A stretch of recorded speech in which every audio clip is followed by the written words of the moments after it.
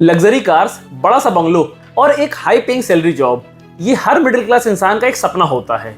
लेकिन क्या आपको पता है, उसके बाद भी 5% लोगों के पास पूरी दुनिया की 95% दौलत है और 95% लोगों के पास 5% दौलत है। आपको पता है ऐसा क्यों है? ऐसा है आपकी आदतों की वजह से। ऐसा नहीं कि इसका कोई रॉकेट साइंस है, लेकिन अगर आपने अपनी अच्छी आदतें नहीं डाली तो बुरी आदतों को आने में समय नहीं लगेगा, उनको आपको इनवाइट नहीं करना पड़ेगा, वो अपने आप ही आपके अंदर आ जाएंगी। तो गाइस, इस वीडियो में हम लोग बात करेंगे ऐसी 5 आदतों के बारे में जिसकी वजह से एक मिडिल क्लास इंसान मिडिल क्लास ही रह जाता है, वो हायर क्लास तक पहुंच ही नहीं पाता है। और वही आदतें आपको उन 5% इंसान तक पहुंचने से रोक रही हैं जिनके पास पूरी दुनिया की 95% दौलत है। तो चलिए फिर शुरू करते हैं। नमस्कार दोस्तों, मैं रोहित जैन आप सबका स्वागत करता हूं अपने YouTube channel rupees with Rohit में। सबसे पहली आदत ये है कि मिडिल क्लास इंसान अपने शौक पूरे करने के लिए लोन लेता है, और ये एक ऐसी गंदी आदत है जिसको लोगों ने इस तरह से जकड़ रखा है कि उससे पीछा ही नहीं छुड़ा पा रहे हैं, और इसके माया जाल से निकलना इतना मुश्किल हो गया है कि वहीं पूरे घूम घूम के अपनी जिंदगी खत्म कर देते हैं। अब देखो, एक एग्जाम्पल से आपको समझाता हूं मैं। एक बच्चा था, बहुत होशियार था पढ़ाई में, उसके भी बहुत बड़े बड़े सपने थे। तो जैसे वो अपनी ग्रेजुएशन कंप्लीट करता है, उसको कैंपस प्लेसमेंट मिल जाता है और उसकी जॉब लग जाती है। अब भाई, बंदे की जॉब लग गई। जॉब लगते ही बंदे ने सबसे पहले क्या किया, एक 1.5 लाख का आईफोन ले लिया। अब आईफोन उसने क्यों ले लिया? क्योंकि उसको स्टेटस दिखाना है, उसको ये शो करना है कि भाई मैं मिडिल क्लास इंसान था, मेरी जॉब लगी और आज मैं इतना पैसा कमा रहा हूं कि मैं 1.5 लाख का फोन भी अफोर्ड कर सकता हूं। वो अलग बात है कि मुझे उसके लिए लोन क्यों ना लेना पड़े। अब जब लोन ले लिया तो उससे क्या होगा कि जो उसकी सैलरी है, उसकी सैलरी का एक मैक्सिमम पार्ट उस लोन पे जाने लगेगा एज ए EMI। बड़े बड़े शौक होने के बाद मंथ एंड पे बंदे के पास कुछ भी नहीं बचता है। वो सारा पैसा EMI में, अपने रहन सहन में, खर्चों में पैसा खर्च कर देता है। और इसके बाद जब बारी आती है प्रमोशन की, तो वो पैसा वो फिर कहीं ना कहीं इन्वेस्ट कर देता है। जैसे कोई कार खरीद ली उसने, अब उसने कार की EMI शुरू कर ली। तो धीरे धीरे होता क्या है कि आप अपने शौक पूरे करने के लिए इतना लोन अपने ऊपर लेते चले जाते हो कि जो भी आपकी सैलरी है, जो आप पैसा कमा रहे हो, उससे आप कभी बाहर ही नहीं आ पाते हो। वो पूरा पैसा आपका EMI में ही चला जाता है। अब क्या हुआ, जब आप इस EMI के चक्कर में पड़ गए, अब EMI के चक्कर में पड़ गए, तो आपके मन में एक डर हमेशा बना रहेगा कि अगर मैंने ये जॉब छोड़ दी या अगर मैंने जॉब स्विच की और मुझे इतना अच्छा पैकेज नहीं मिला, तो जो ये मेरी EMI है वो मैं कैसे फिलअप करूंगा, कैसे मैं ये पैसा भर पाऊंगा, कैसे मैं अपनी लाइफस्टाइल को मेंटेन कर पाऊंगा। क्योंकि वो अपनी लाइफस्टाइल को इतना ज़्यादा बढ़ा लेता है, इतना ज़्यादा बढ़ा लेता है कि उसको लगता है कि अगर मैंने जॉब में अपने साथ कुछ भी छेड़खानी की या अगर मैंने बिजनेस का सोचा भी, तो भाई अगर मैं सक्सेस नहीं हुआ तो फिर जो मेरी ये हाई लाइफस्टाइल की फीस है ये कौन पे करेगा? बिना सैलरी की तो मैं कहीं का नहीं रहूंगा। इस वजह से आदमी वहीं का वहीं फंसा रह जाता है और पूरी जिंदगी उसकी सिर्फ EMI पे करने में निकल जाती है। क्योंकि जैसे जैसे साल दर साल उसकी सैलरी बढ़ेगी, उसके शौक भी बढ़ते चले जाएंगे। कभी वो कार की EMI भर रहा होगा, कभी वो घर की EMI भर रहा होगा। तो एक तरीके से देखा जाए ना, तो वो एक ऐसे माया जाल में फंस गया है जहां से निकलना बहुत मुश्किल है। दूसरी जो सबसे खराब आदत है वो है कि जो पढ़ाई कर रहे हैं वो सिर्फ नौकरी पाने के लिए लोग पढ़ाई करते हैं। देखो, आपको हर मिडिल क्लास घर में एक डायलॉग जरूर मिल जाएगा, बेटा अच्छे से पढ़ाई करो, अच्छे से पढ़ाई करोगे तो अच्छी नौकरी मिलेगी। अब नौकरी मिलने के बाद क्या होता है, ये तो मैंने आपको पहली आदत में बता ही दिया कि बंदे की नौकरी लगेगी और वो नौकरी के माया जाल में ऐसा फंस जाएगा कि वहां से कभी निकल ही नहीं पाएगा।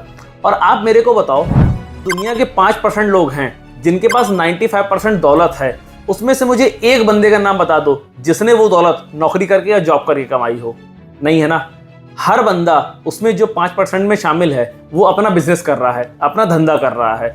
उसका सबसे बड़ा रीजन ये है कि यार जॉब पे आप एक लिमिटेड पैसा ही कमा सकते हो। ऐसा नहीं कि आप जॉब करते करते उन 5% लोगों में शामिल हो जाओगे, नहीं, ऐसा कभी नहीं होगा। जो तीसरी सबसे खराब आदत है वो है कि अपने आप को अमीर दिखाना, यानी कि अपने आप को इतना सुपीरियर दिखाना लोगों से कि लोग आपको देख के जलने लगे। यार जो EMI बाबा का चक्कर आ रहा है ना, वो इसी आदत की वजह से आ रहा है। लोग क्या करते हैं, उनके पास रिचार्ज कराने का तो पैसा नहीं होता है, लेकिन आईफोन चाहिए होता है, वो भी EMI पे।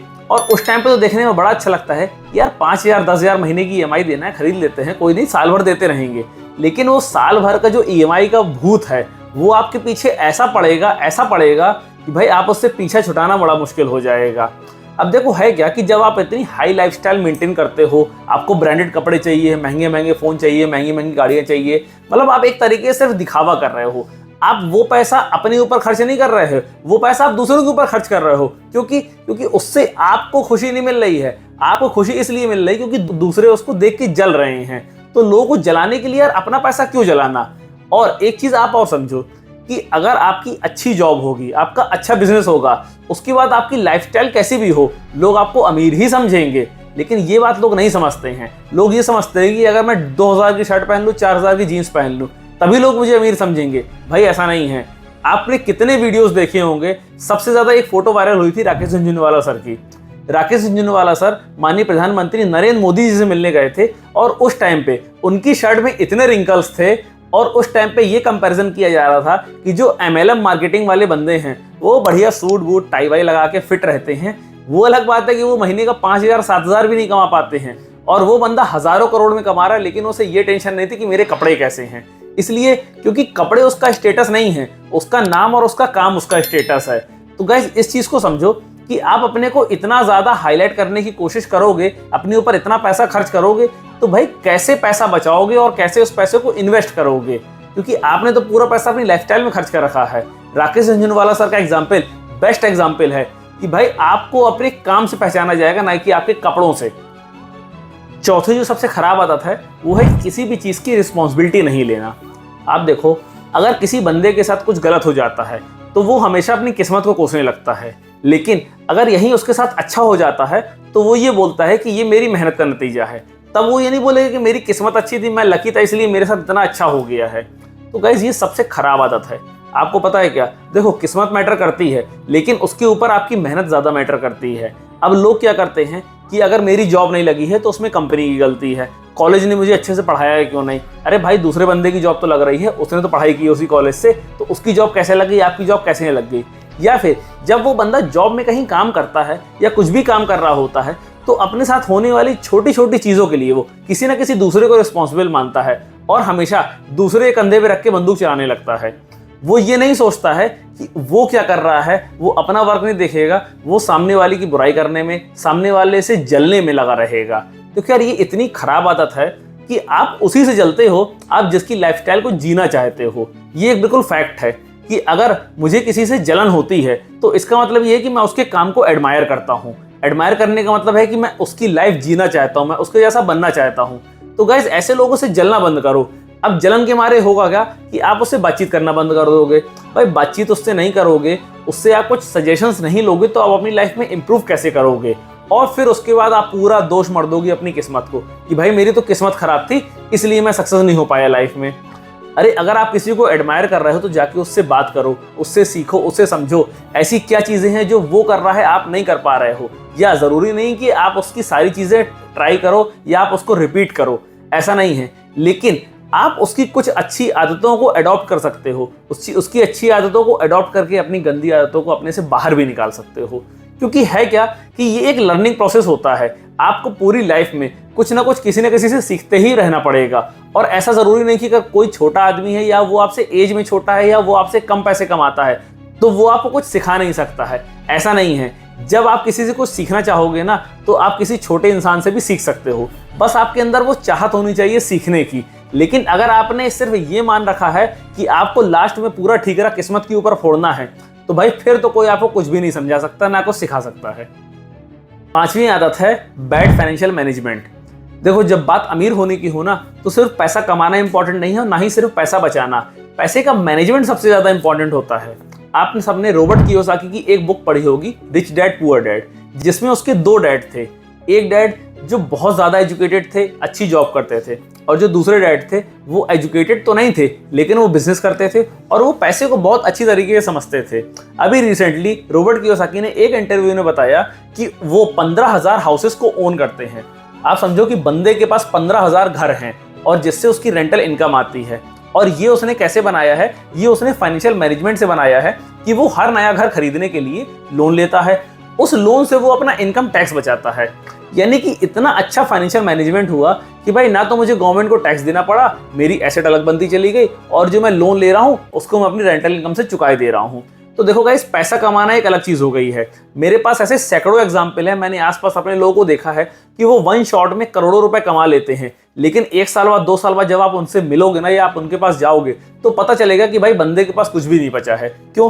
क्योंकि जैसे ही उसके पास पैसा आया उसने पैसे को उड़ाना शुरू कर दिया। अरे 10 लाख की गाड़ी खरीद लो, कपड़े खरीद लो, जूते खरीद लो, मोबाइल खरीद लो, घर खरीद लो। उसने ये नहीं सोचा कि भाई अगर आज मेरे पास पैसा आ गया है तो मैं इस पैसे को कहीं इन्वेस्ट कर दूं, जिससे मुझे रेगुलर इनकम मिलने लगे, मुझे कहीं से रेंटल इनकम मिलने लगे। मेरी कहीं ना कहीं से प्राइमरी सोर्स जो था, अगर वो एक सेपरेट था, वो फिक्स था, अगर वहां से मुझे एक वन शॉट अमाउंट मिला हुआ है तो मुझे सेकेंडरी इनकम पे ध्यान देना चाहिए। ये लोग नहीं करते हैं। लोग पैसा आते ही उसको खर्च करना शुरू कर देते हैं बिना किसी प्लानिंग के। और गाइस देखो, एक बात है कि आपके पास कितना ही पैसा क्यों ना हो, 1 करोड़, 10 करोड़, 100 करोड़, अगर आप उसको मैनेज नहीं करोगे, आप उसको री इन्वेस्ट नहीं करोगे तो रखे रखे एक दिन पैसा खत्म ही हो जाएगा। क्योंकि है क्या कि लोग शौक कभी खत्म नहीं होते हैं। आज आपको शौक चढ़ा है कोई 1000 की चीज का, कल हो सकता है 1 लाख की चीज का शौक चढ़ जाए। फिर आपको चढ़ाने वाले इतने लोग होते हैं, अरे भाई तेरे पास तो करोड़ों रुपए घर में पड़ा हुआ है, ये क्यों नहीं खरीद लेता तू? और आप जाओगे उसकी बातों में जाके खरीद लोगे। अरे ये सोचो कि भाई उसको खरीदने के लिए आपको कहीं से पैसा इन्वेस्ट भी तो करना पड़ेगा। जो पैसा आपके पास रखा हुआ है, अगर आप उसी को खर्च करते चले जाओगे तो पैसा लास्ट में कहाँ बचेगा? लेकिन लोगों को लगता है कि भाई एक जिंदगी है, क्या करेंगे पैसा रख के? भाई एक जिंदगी है तो आगे फ्यूचर की भी तो सोचो। नहीं, लोग ऐसा नहीं करते हैं। लोगों का फाइनेंशियल मैनेजमेंट इतना बुरा है इंडिया में। आप देखो बड़े बड़े लोग, अमिताभ बच्चन जैसे लोग भी एक टाइम पे करोड़पति से रोडपति हो गए थे। अमिताभ बच्चन की कंपनी जब फेल हुई थी तो अमिताभ बच्चन की पोजीशन ये हो गई थी कि वो रोड पे आ गए थे। अब आप सोचो, सदी का इतना बड़ा महानायक, उसने इतना पैसा कमाया, लेकिन एक कंपनी डूबने से बंदा रोड पे आ गया। इसका मतलब ये है कि उसका फाइनेंशियल मैनेजमेंट बहुत ही ज्यादा खराब था। तो इस एग्जाम्पल से हम सब सीख सकते हैं और ये कोशिश कर सकते हैं कि हमको अपने फाइनेंशियल मैनेजमेंट को बेटर करना होगा। अगर हमारे पास छोटा छोटा अमाउंट भी आ रहा है तो हमें उसे रीइन्वेस्ट करने का प्लान करना पड़ेगा। रीइन्वेस्टमेंट के बाद जो हमें पैसिव इनकम आएगी ना, उसको हमें अपने शौक पे खर्च करना पड़ेगा। लेकिन ऐसा लोग नहीं करते हैं और यही रीजन है कि 95% लोग सिर्फ 5% दौलत से ही संतुष्ट हैं और 5% जो लोग हैं वो 95% में मजे कर रहे हैं। तो गाइज, अगर आपको ये वीडियो पसंद आई हो तो ऐसे लोगों के साथ इसको जरूर शेयर करिए जिनका फाइनेंशियल मैनेजमेंट बहुत खराब है, या फिर जो अपनी आदतों की वजह से आज भी गरीब बने हुए हैं। ऐसी और वीडियो देखने के लिए आप मेरे चैनल रुपीज विद रोहित को सब्सक्राइब कर सकते हैं। जय हिंद, जय फाइनेंस।